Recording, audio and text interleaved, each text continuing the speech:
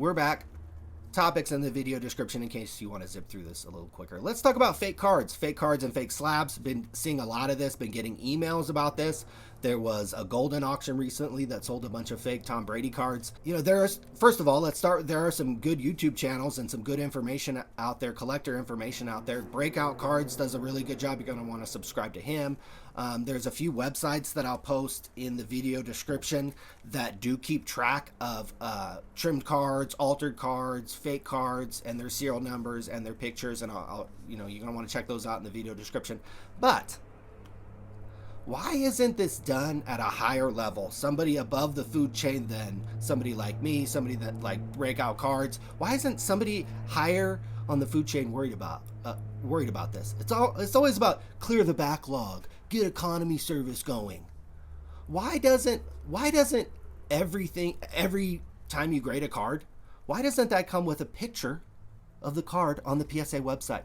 That would help solve a lot of problems. I just recently typed in a couple serial numbers for some Zion Williamson cards. Gosh, what if, outside chance that he becomes good maybe someday. Typed in those serial numbers, no picture on the PSA website.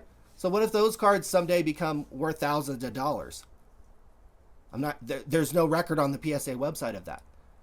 Here's another example. These two Stephen Curry cards that I'm showing you, that today, in any kind of case or raw, are worth tens of thousands of dollars. Well, these cards sold for $260 back in August of 2010 because Panini had just got a license. Stephen Curry was the number 7 pick, I believe, in that year's draft, and everybody was chasing Blake Griffin and Tyreek Evans. So these were $200 cards. Would PSA, if they had gotten these cards to grade, would there be images of these? So PSA is only taking images of cards that are worth a lot of money. Why isn't this just standard procedure? Having a picture of the slab, of the card in the slab from PSA, BGS, SGC would go a long way towards preventing fraud, counterfeiting, and scams. And if these companies also marketed to you to go to the website and check the serial numbers, check the QR code on the back and scan it, and check the picture, check the slab, make sure it's real, make sure it's legit, double check everything. If they marketed that to you, boy, that would be a great way to draw people to their website. But no, what have these companies done? Companies like PSA have used group submitters, and we know one of them, Mark's Cards, had to go bankrupt earlier this year. I'm happy for you guys, the whole team at Marks. You guys are going to do amazing things. The sky's the limit. When you focus on other people and you want everybody to eat, like Mike says, I can't get that out of my head. He's literally got me obsessed with it. I mean, that's how you do business, bro. So PSA isn't even trying to drive you to their own website. They're trying to drive you to guys like Mark's Cards.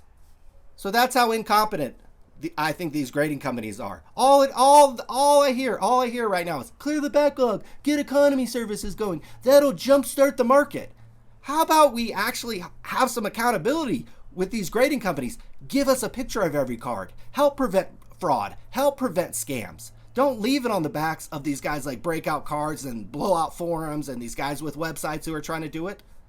Do some of it yourself. Take some of that money you've made and reinvest it into technology, into your website, and then market it, and then push people towards your website and use it and show them that there's a picture of their card on their website and they can check it. And when they go to shows, they can check it. And on eBay and when they're shopping online, they can check it. Not just for expensive cards, but for every single card. And if you can't do that, gosh, we're in a world of hurt over the next few years. Lastly, there was a good interview on Sports Card Nonsense with an old school card shop guy, Mitch Gutenberger. I think he has 5 card shops around the country. Straight shooter. Really enjoyed hearing his perspective. Let me run down a bunch of the things he said. He said there's really good traffic coming into all his shops. He said products right now coming out from Panini.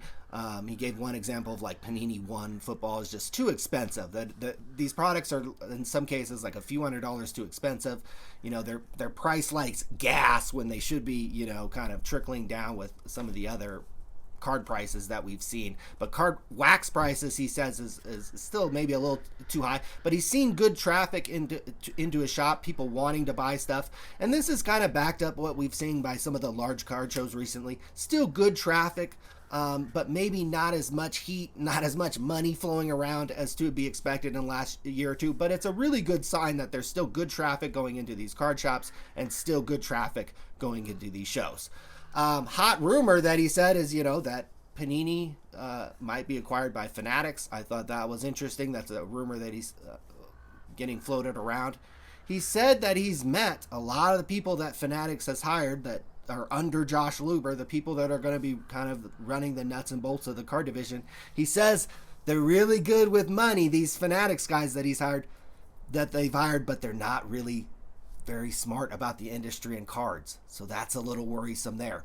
Topps has already began cutting distributors. I don't know which ones, but they've already began cutting certain distributors, and Fanatics will move to their own distribution models where they'll have distributors around the country that'll service breakers, hobby shop owners, and in theory keep the price down, allow people an easier entry into the market. Businesses, people who want to become a breaker, people who want to become a hobby shop owner, maybe they'll be able to get in easier. And but again, that's just kind of the working theory for now. So happy Memorial Day. Hope you guys have been doing well, and we'll see you guys this week. Any kind of news, rumors, anything from around the hobby that we want to comment on, we'll be back.